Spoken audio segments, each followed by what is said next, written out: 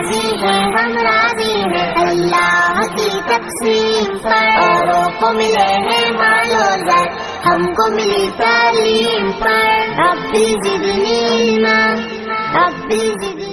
वकफ़ा वस्सलातु वस्सलामु अला मन ला नबिय्य बअदा, अम्मा बाद, फ़ऊज़ु बिल्लाहि मिनश शैतानिर रजीम, बिस्मिल्लाहिर रहमानिर रहीम। अरअयतल्लज़ी युकज़्ज़िबु बिद्दीन फ़ज़ालिकल्लज़ी यदउल यतीम वला यहुज़्ज़ु अला तामिल मिस्कीन। आज इंशाअल्लाहुल अज़ीज़ आपके सामने सूरतुल माऊन और इसके साथ एक और सूरतुल असर की तफसीर आपके सामने रखेंगे। सूरतुल माऊन में अल्लाह रब्बुल इज़्ज़त ने इस बात को वाज़ेह कर दिया है कि जब बंदे के अंदर अकीदा आखिरत नहीं ना रहता, जब वो आखिरत का मुनकर हो जाता है, जब उसके दिल से ये यकीन ख़त्म हो जाए कि मैंने उठ के अल्लाह को मरने के बाद दोबारा उठना है, फिर अल्लाह को अपने हिसाब किताब देना है, अपनी सारी नेमतों का हिसाब देना है, जो मुझे वक़्त मिला, पैसा मिला, जवानी मिली, दोस्त अजीज़ रिश्तेदार, जो भी अल्लाह की तरफ से मैंने नेमत मिली है, अल्लाह को उसका हिसाब देना है।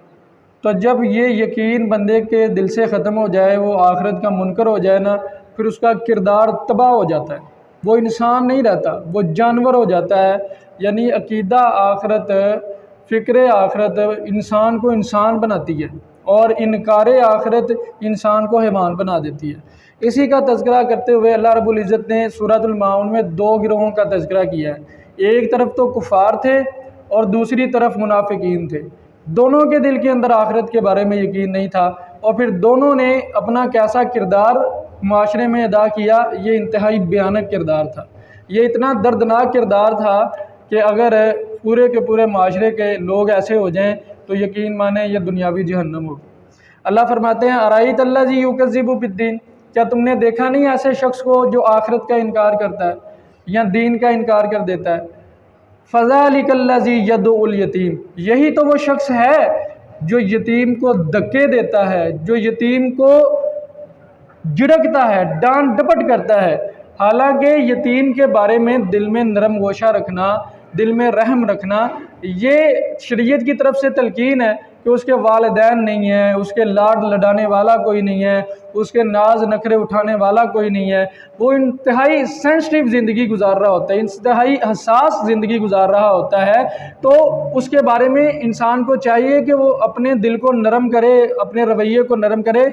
लेकिन ये तो वो करेगा ना जो इंसान होगा, जिसके दिल में अल्लाह का डर ही नहीं है, जिसके दिल में आखिरत की फ़िक्र ही नहीं है, उनको इन चीज़ों से क्या लेना देना। वो तो डंके की चोट के ऊपर यतीम को दुदकारता है, डांट डपट करता है। और इसी आयत की तफसीर में इमाम राज़ी रहमहुल्लाह ने अपनी तफसीर कबीर के अंदर इस वाक़े को नकल किया कि एक शख्स ने मरते वक़्त अबू जहल को अपना वसी बना दिया, यानी अपना मालो दौलत जो है वो अबू जहल के सुपुर्द किया और कहा कि ये मेरा बेटा है, तुमने इसकी देखभाल करनी है, इसी माल में से तुमने इसको खिलाना पिलाना है। अब जब वो बंदा फौत हो जाता है तो एक दिन वो छोटा सा बच्चा अबू जहल के पास आता है और उससे आके कुछ माल का मुतालबा करता है, कुछ पैसों का मुतालबा करता है कि मैंने अपनी ज़रूरत पूरी करनी है। अब ये बददिल इंसान, इंतहाई सख्त दिल इंसान उसकी बात को सुनता ही नहीं है और अपने ही काम में लगा रहता है, मुकम्मल तौर पे उसको नज़रअंदाज कर देता है। पास ही जो है वो मक्के के दूसरे सरदार खड़े थे, मौजूद थे। उन्होंने ना अज़राह तफन्नन यानी मजाक उड़ाने के तौर पे और तमाशा लगाने के तौर पे इस बच्चे को कह दिया कि तुम जाओ मोहम्मद रसूलुल्लाह सल्लल्लाहु अलैहि वसल्लम के पास जाओ और उनको का जाके कहो कि मुझे पैसे चाहिए। अब ये छोटा सा बच्चा, उसे क्या पता कि अबू जहल और नबी मोहम्मद सल्लल्लाहु अलैहि वसल्लम आपस में सख्त दुश्मन है। ये बगैर इन बातों को जाने नबी अलैहिस्सलातु वस्सलाम के पास आ जाता है और आगे कहता है कि अल्लाह के रसूल, अबू जहल मुझे मेरा पैसा नहीं दे रहा, मेरे माल जो मेरे वालिदैन छोड़ के गए थे वो मुझे दे नहीं रहा। नबी अलैहिस्सलातु वस्सलाम ने उस छोटे से बच्चे का हाथ पकड़ा और अबू जहल के पास आ गए। सारे के सारे सरदार भी बैठे हुए थे, अबू जहल भी बैठा हुआ था। जैसे ही अबू जहल ने नबी अलैहिस्सलातु वस्सलाम को देखा तो नबी अलैहिस्सलाम का इस्तकबाल करते हुए खड़ा होता है। नबी अलैहिस्सलाम ने उसको कहा कि भाई इस बच्चे के पैसे क्यों नहीं दे रहे। वो कहता है जैसे आप कहेंगे मैं पैसे दे देता हूँ, उसमें क्या है। अब वो घर जाता है, पैसे ला के इस बच्चे को देता है और वो बच्चा घर चला जाता है। मक्के के सरदार अबू जहल का मजाक उड़ाने लगे, कहने लगे तुम बद्दीन हो गए हो, तुम अपने दीन से फिर चुके हो, तुम मोहम्मद सल्लल्लाहु अलैहि वसल्लम की बातों को मानना शुरू हो गए हो। कहने लगा भाई ऐसी बात नहीं है कि मैं अपने दीन से फिर गया हूँ, बल्कि बात यह है कि मैंने देखा कि नबी अलैहिस्सलाम के दोनों तरफ जो है वो हरबे थे, यानी ऐसे फरिश्ते थे कि मुझे लगा कि अगर मैंने इनकार किया ना तो ये तो मेरी जान ले लेंगे।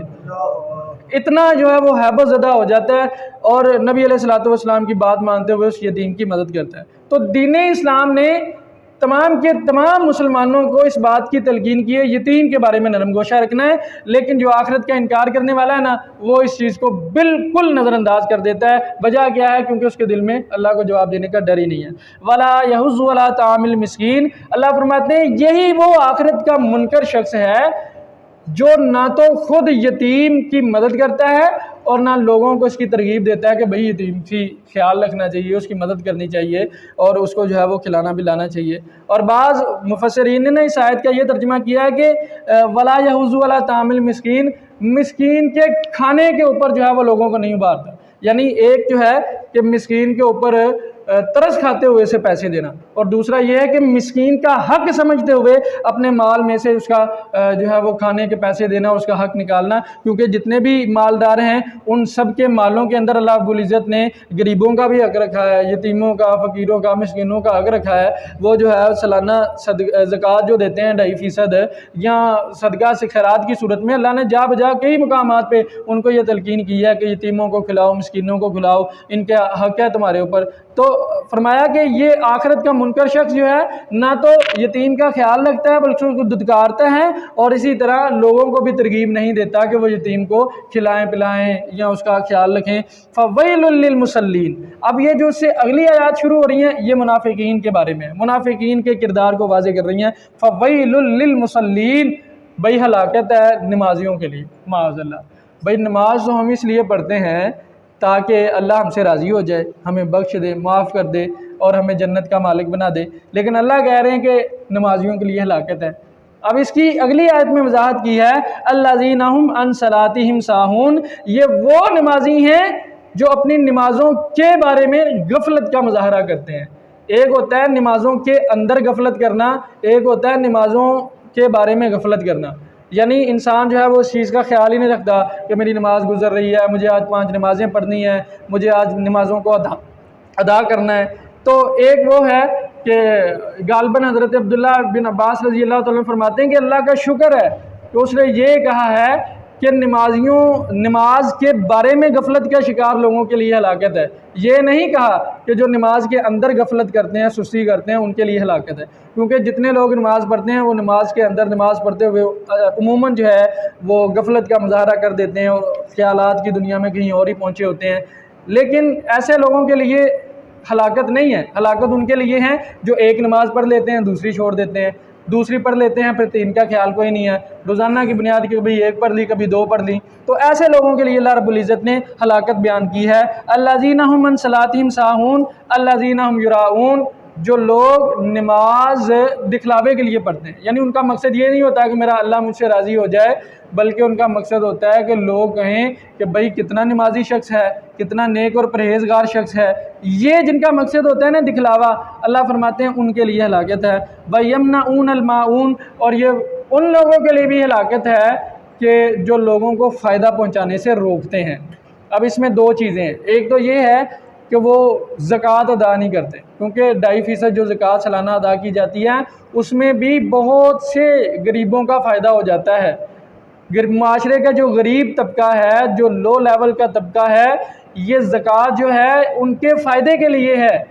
और यकीन माने अगर सारे के सारे मुसलमान सिर्फ़ अपने मालों में से नफली सदक़ात की बात नहीं कर रहा मैं फ़र्ज़ी ज़कात जो कि 2.5%, 100 में से सिर्फ 2.5% है, अगर सारे मुसलमान वो ज़कात अदा करना शुरू कर दें तो अल्लाह की कसम माशरे में से गुर्बत का ख़ात्मा हो जाए।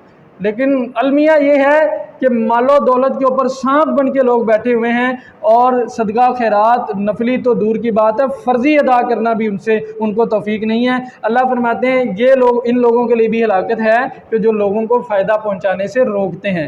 एक इसका माना मफ़हूम ये है कि ज़कात अदा नहीं करते, और दूसरा इसका माना मफ़हूम ये है कि आम मामलात की जो घरेलू चीज़ें होती हैं जिससे दूसरों का फ़ायदा हो सकता है, मिसाल के तौर पे घर में जो हथौड़ा है, इसी तरह की दीगर औजार हैं या झाड़ू है या और घरेलू इस्तेमाल होने वाली चीज़ें हैं, कोई उनसे मुतालबा करता है कि मुझे थोड़े से वक्त के लिए दो तो वो अदा नहीं करते, ऐसे लोगों के लिए भी हलाकत है। तो ये सूरतुल माऊन में अल्लाह रब्बुल इज़्ज़त ने दो गिरोहों का तज़किरा किया, और एक कुफ़ार हैं और एक मुनाफिक है। दोनों का भयानक किरदार है इस माशरे के अंदर, और इस भयानक किरदार की वजह यह है, अल्लाह फरमाते हैं, क्योंकि उनके दिल के अंदर आखिरत की फ़िक्र नहीं है, आखिरत का अकीदा नहीं है, अल्लाह के सामने हिसाब देने का अकीदा नहीं है, इसलिए उनका किरदार बिगड़ता चला गया और वो माशरे के भयानक इंसान बन गए।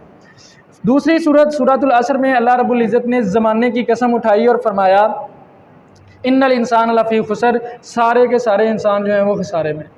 अब इंसान जब कोई कसम उठाता है तो उसका मतलब होता है कि मैं किसी को अपनी बात का यकीन दिलवा दूं और अगला बंदा सुनने वाला मेरी बात के ऊपर यकीन कर ले।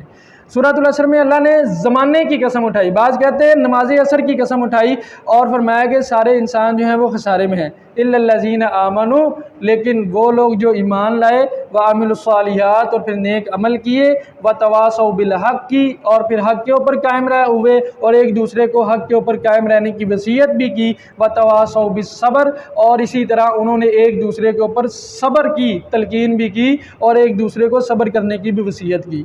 यानी इंसानों में से अल्लाह के नज़दीक चार किस्म के इंसान ऐसे हैं जिनको अल्लाह जो है वो खसारे वाले इंसान नहीं कहता। उसमें से एक तो ये हैं जो ईमान लाते हैं, फिर नेक अमल करते हैं, हक़ के ऊपर कायम हो जाते हैं और लोगों को भी तलकीन करते हैं, और इसी तरह सब्र के ऊपर भी कायम हो जाते हैं और सब्र की तलकीन भी करते हैं।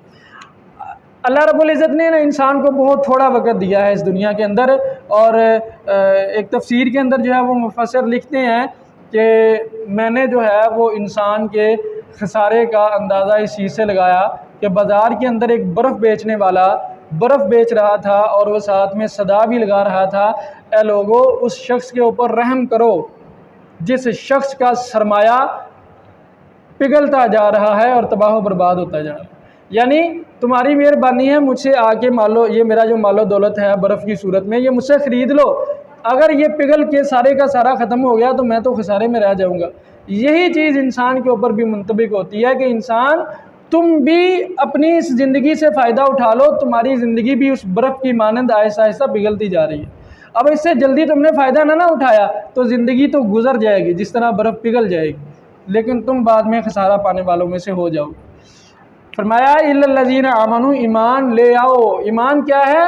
हकीकी तौर पे ईमान लेके आना, ज़ुबानी तौर पे ईमान का इकरार करना ये ईमान नहीं है, बल्कि अल्लाह को ऐसा ईमान मतलूब है कि जो इंसान के अमल में भी नज़र आए, ज़ुबानी तौर पे नहीं बल्कि उसके दुनिया रोज़मर्रा के तमाम कामों के अंदर पता चले ये ईमान वाला है। वामिलुस्सालिहात, और फिर नेक अमल करे, ऐसे अमल जो अल्लाह को पसंद है, जो अल्लाह की बगावत का सबब नहीं है।